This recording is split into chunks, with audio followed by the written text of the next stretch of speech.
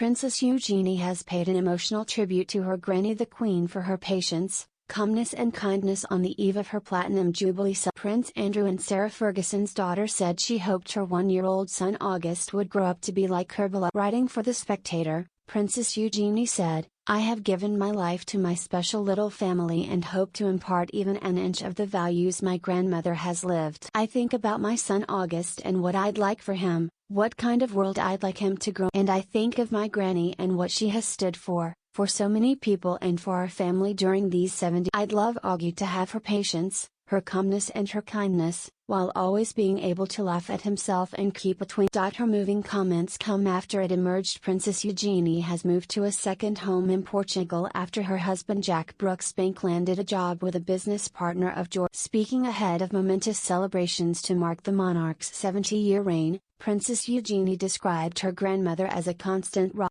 Writing a comment piece entitled "My Pride in Granny," she added, "Her Majesty the Queen is an incomparable monarch who has reached the record-breaking milestone. She also happens to be my granny, and I am a very proud granddaughter. 70 years is really quite something." The Jubilee stands as a testimony to a woman who has transcended time and has been that constant rock for so many when the world can feel so fragile. Of the Queen's We Meet Again televised address in lockdown during the pandemic, Eugenie said the message connected the nation in the belief that everything would be okay. She recalled seeing the Queen and her grandpa the Duke of Edinburgh standing, waving and smiling for 8 hours in the rain during the Diamond Jubilee celebrations in 2012, keeping the family and the nation moving forward as they had done for decades. Princess Eugenie's new home is now the luxurious Costa Terra Golf. The couple will reportedly be splitting their time between the UK and the fashionable Lisbon coast after Mr. Brooksbank was hired by American entrepreneur Mike Mel. The Queen is the first British monarch in history to celebrate her Platinum Jubilee. Millions across the country are gearing up to take to the streets for parties and national commemorations held in her honor during the special extended bank holiday weekend. The Queen,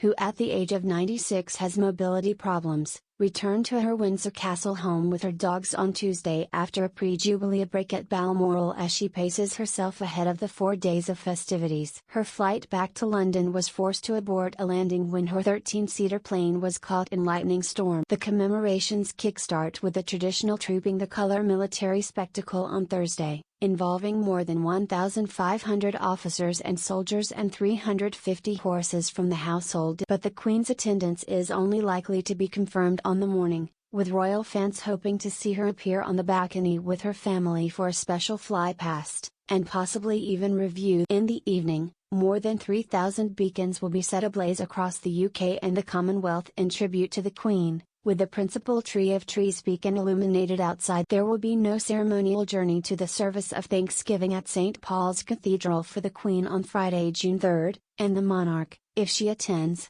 will use a different entrance rather than scaling the steeps. And the Queen's planned visit to Epsom for the Derby on Saturday is off, with members of the royal family attending on her behalf. Saturday is also the first birthday of the Duke and Duchess of Sussex's daughter Lilibet. Amid speculation the Queen will get to meet her namesake for the first time and possibly attend her christening when Harry and Meghan fly back for the Jubilee. In the evening, the BBC's Party at the Palace, set on 3 stages in front of Buckingham Palace, will entertain a live crowd of 22,000 people and a television audience. The lineup includes Diana Ross, Queen plus Adam Lambert, Alicia Keys, Nile Rodgers, Andrea Bocelli, Duran Duran, Bond composer Hans Zimmer, Ella Eyre, Craig David, Mabel, Elbow, and Georgia. Charles and William are preparing to deliver public tributes at the concert to the Queen, who is due to be watching on television. On Sunday, millions will gather for patriotic street parties, picnics and barbecues, with more than 85,000 big Jubilee lunches being held across the UK. The finale is the Jubilee pageant through the streets of London, with a cast of 6,000 performers and close to 200 celebrities joining the carnival procession. It is hoped the monarch will make a final appearance on the Buckingham Palace balcony to round off the weekend to see Ed Sheeran singing the national anthem with a choir made up of Britain's national